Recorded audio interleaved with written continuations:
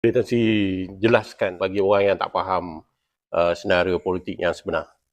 Ya, pertama sekali kita membuat satu ketetapan yang simple, iaitu di mana Perikatan Nasional tidak bertanding, iaitu di 23 kerusi. Kerana kita bertanding 33, ada lagi 23 kerusi yang Perikatan Nasional tidak terlibat.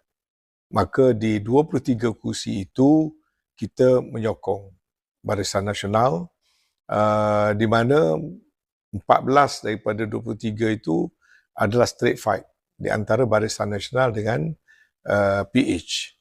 Maka di situ di 14 kursi itu jelas kita dan penyokong-penyokong kita memberi sokongan kepada Barisan Nasional, dan di tempat-tempat yang lain juga dalam kalangan 23 kursi itu yang mempunyai pertandingan lebih pada 2 penjuru, pilihan kita juga tetap untuk memberi dukungan kepada Barisan Nasional, dan kita ingin melihat kerajaan yang ditunjangi oleh Melayu Islam di Johor mesti dipertahankan. Itu yang penting. Dan dari segi itu, dasar yang dibawa oleh Barisan Nasional adalah dasar yang kita telah tahu, kita telah faham, dan kita merasakan ia adalah wajar disokong, dan yang penting no PH, no DAP. Bagaimana penerimaan ahli PAS itu sendiri? Kalau kita perhatikan, PAS adalah parti tertua dalam negara kita. Dan dalam fasa sejak PAS dibentuk, yang asalnya tokoh-tokoh di dalam PAS juga berada dalam UMNO sewaktu penubuhan UMNO. Kemudiannya berlaku pecahan dan wujud dua entiti. Dan ini adalah dua parti yang tertua dalam negara kita yang telah kita saksikan dalam perjalanan politik yang panjang yang sudah mencecah 8 dekad ini. Kita dapat memahami apa formula yang baik bagi negara, apa pendekatan yang harus kita ambil, kerana kita ada pengalaman 7 ke 8 dekad yang panjang. Kita bukan lagi parti yang berteori-teori atau parti yang mencuba-cuba. Ya, kita tahu apa yang kita nak capai. Antaranya ialah kita ingin memastikan negara ini pentadbirannya mesti bertunjangkan kekuatan orang Melayu Islam, dan untuk itu orang Melayu dan orang Islam ataupun parti-parti Melayu dan parti-parti Islam mestilah mencari jalan dan berikhtiar supaya dapat bergabung tenaga dan tidak berlaku perpecahan yang membolehkan kita kehilangan bargaining power dan kehilangan kuasa. Dan bila kita menyebut begitu, tidaklah pula bermakna Melayu Islam itu satu pengasingan daripada kelompok yang bukan Melayu dan bukan Islam. Dan ini perlu dihurai, kerana kalau tidak orang melihat ini sebagai satu pendekatan yang bersifat racial ataupun pada perkauman. Tapi yang kita maksudkan di sini ialah bukan daripada sudut perkaumannya, tapi kelompok teras mesti mengambil tanggungjawab mewujudkan kestabilan. Dan kestabilan, oleh kerana kita masyarakat majmuk, sangat penting ada kestabilan. Bila nak pada kestabilan, kena ada trust, kena ada tunjangnya. Jadi penyatuan dalam konteks itu, dalam konteks untuk memastikan negara yang majmuk begini, orang Melayu dan orang Islam mesti mengambil tanggungjawab memimpin penyatuan, tetapi tidak dengan meminggirkan kawan-kawan kita yang bukan Melayu dan bukan Islam.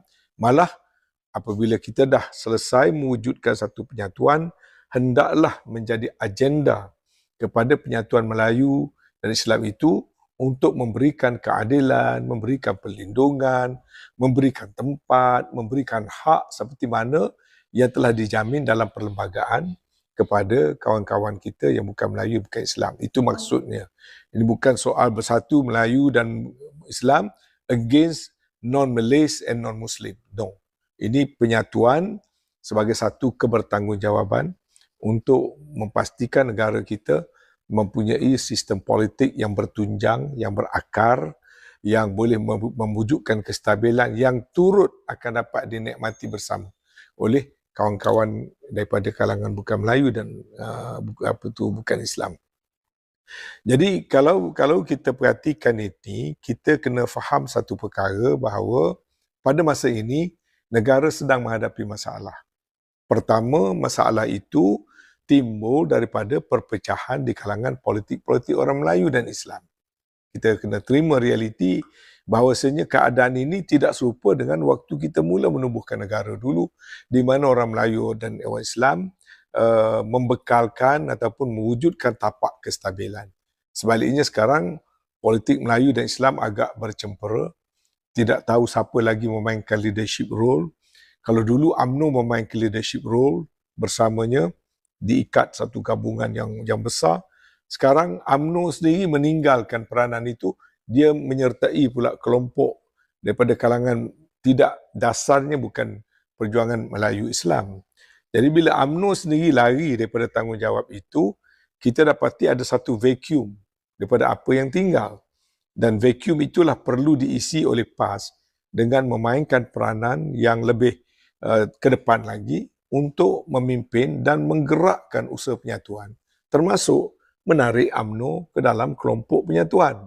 Menarik UMNO keluar daripada UMDAP kepada satu muafakat dan kerjasama yang lebih cenderung kepada kriteria-kriteria muafakat nasional yang kita telah bentuk satu ketika dulu separuh jalan.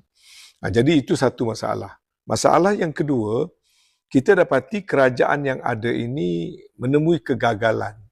Kegagalan misalnya dalam nak membentuk dan meyakinkan rakyat dari segi kesatuan ataupun perpaduan nasional.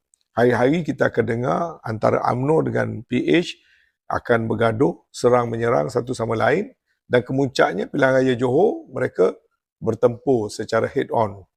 Ini bermakna walaupun mereka berada dalam kerajaan, mereka sendiri tak dapat memberikan satu kestabilan. Itu satu. Yang keduanya, prestasi kerajaan itu sendiri. Bukan lagi menjadi rahsia, misalnya keadaan kerajaan yang sekarang ini tidak memberikan satu comfort ataupun keyakinan kepada business community. Dan ini bukan menjejaskan orang Melayu sahaja, tapi dia lebih menjejaskan masyarakat Cina yang mempunyai harapan yang tinggi pada DAP, tapi DAP yang menjadi kerajaan bukan DAP yang mereka harapkan.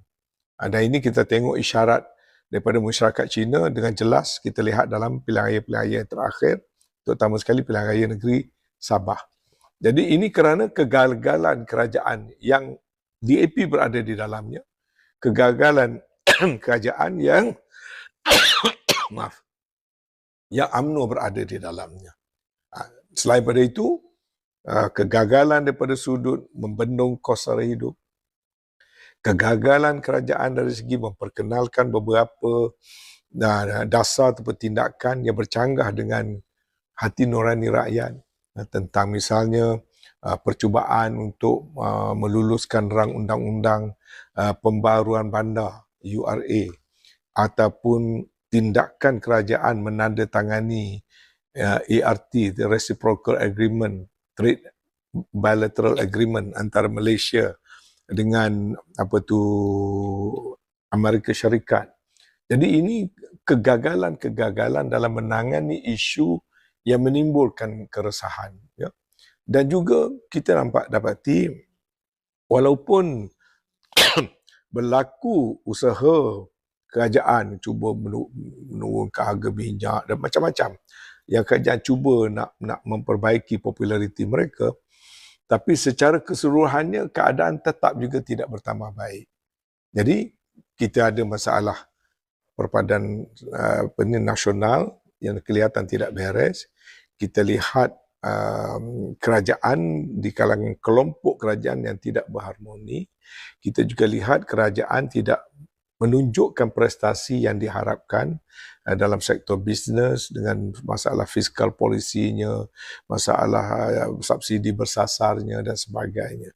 Jadi digabungkan semua ini, majoriti rakyat merasakan kita dah beri peluang pada kerajaan ini, ke hadapan kita perlu berusaha untuk memperbaiki keadaan dengan menukarkan kerajaan. Jadi inilah satu perkara yang menjadi satu cabaran yang besar kepada pemain-pemain politik dan kita sedang mencari satu jawapan dan mencari satu jalan keluar. Jadi pilihan raya Johor ni adalah permulaan kepada satu perjalanan politik negara kita untuk memperbaiki keadaan.